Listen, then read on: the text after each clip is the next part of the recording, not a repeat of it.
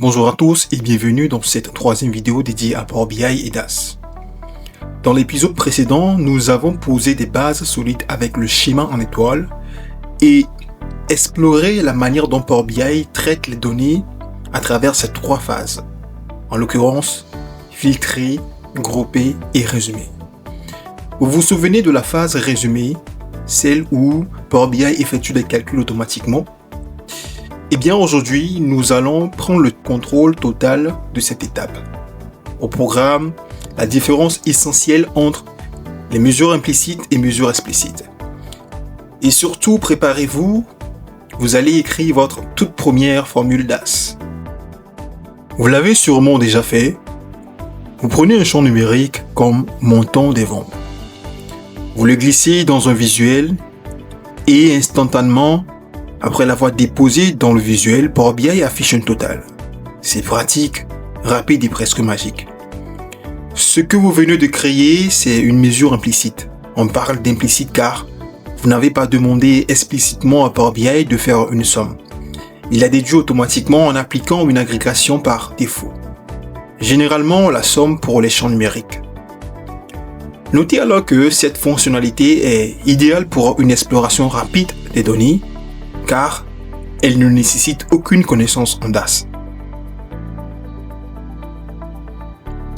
Alors, si c'est si simple, pourquoi aller plus loin que les mesures implicites? Clairement parce qu'elle a ses limites.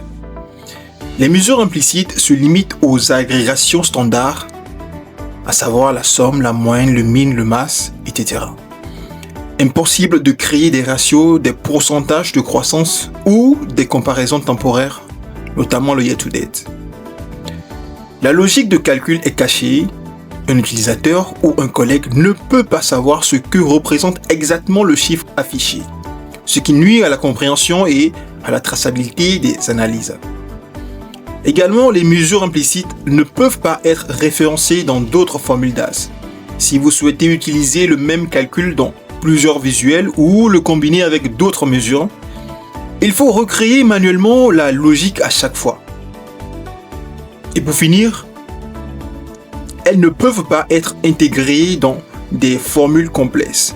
Et cela limite fortement leur usage dans des modèles analytiques dynamiques ou des tableaux de bord interactifs. En résumé, pour une vraie analyse, les mesures implicites ne suffisent pas. Regardons cela dans Power BI. Ici, j'ai mon modèle AdventureWorks Sales. Je vais créer une simple carte en sélectionnant l'élément visuel carte dans la partie visualisation. Et maintenant, je vais dans ma table Sales, je prends le champ Sales Amount que je vais glisser dans la zone champ de ma carte. Et voilà, il m'affiche le total des ventes. Et si je regarde ici, dans la zone champ, je peux cliquer sur la flèche, la petite flèche, et constater que Power BI a effectué la somme de ma colonne.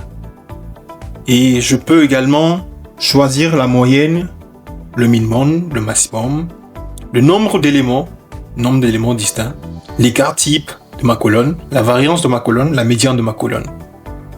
Alors, c'est ça une mesure implicite. C'est Power BI qui décide pour nous ou nous donne des choix très limités. Alors, notez bien que dans notre volet champ, à droite, ici, Sales Amount reste juste une colonne. Il n'y a pas de nouvelle mesure qui est apparue. C'est juste une colonne. Pour toutes ces raisons, nous adopterons les mesures explicites.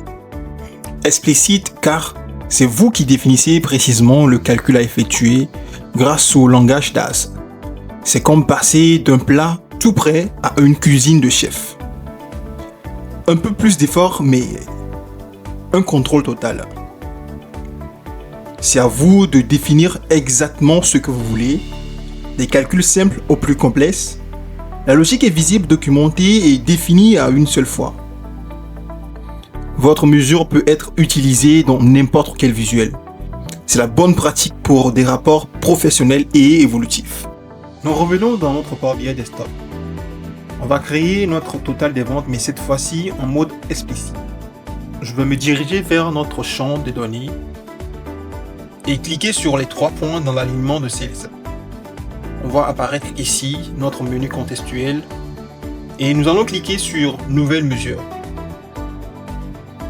Une barre de formule apparaît ici en haut. Nous allons saisir dans cette barre total des ventes égale la somme. Nous pouvons constater que nous avons une proposition sous forme d'une liste déroulante d'un ensemble d'éléments qui ne sont en effet que les champs de nos différentes tables. Et nous allons sélectionner le champ qui nous intéresse ici, le Sales Amount. Je ferme la parenthèse et j'appuie sur Entrée. Nous voyons ici apparaître notre total des ventes avec une icône de calculatrice de vente. Nous allons sélectionner une carte et glisser une autre mesure explicite que nous venons de créer à l'intérieur de cette carte. Nous obtenons le même résultat qu'avant. Mais cette fois-ci, la différence est que c'est vous qui avez défini la règle. Alors vous allez me dire que si c'est le même résultat, pourquoi s'embêter? Justement parce que cette fonction somme est juste le début. Demain, vous voudrez comparer ce total à celui de l'an dernier, le diviser par le nombre de clients ou calculer une marge. Et pour tout cela, vous aurez besoin de votre mesure explicite comme base. À partir de maintenant, n'utilisez plus de mesure implicite pour vos données. Même pour une somme, je vous conseillerais de créer une mesure explicite. C'est la marque d'un travail propre, évolutif et professionnel. C'est comme ça que vous construisez des rapports puissants. Car DAS encode votre logique métier dans le modèle. Félicitations, vous avez écrit votre toute première formule DAS. Eh ben, ce n'était pas si compliqué, n'est-ce pas? C'est le premier pas d'un voyage passionnant. Maintenant que vous avez goûté à DAS, vous en voulez sûrement plus. Dans la prochaine vidéo, on va explorer la syntaxe DAS, les types de données et les opérateurs de base. On va apprendre les règles du jeu DAS. Si cette vidéo vous a aidé, cliquez sur j'aime, abonnez-vous et activez la cloche de notification pour ne rien rater. Des questions, des déclics, partagez-les en commentaire. Merci d'avoir été là pour cette étape. Continuez à pratiquer et à très vite pour la prochaine vidéo. Peace.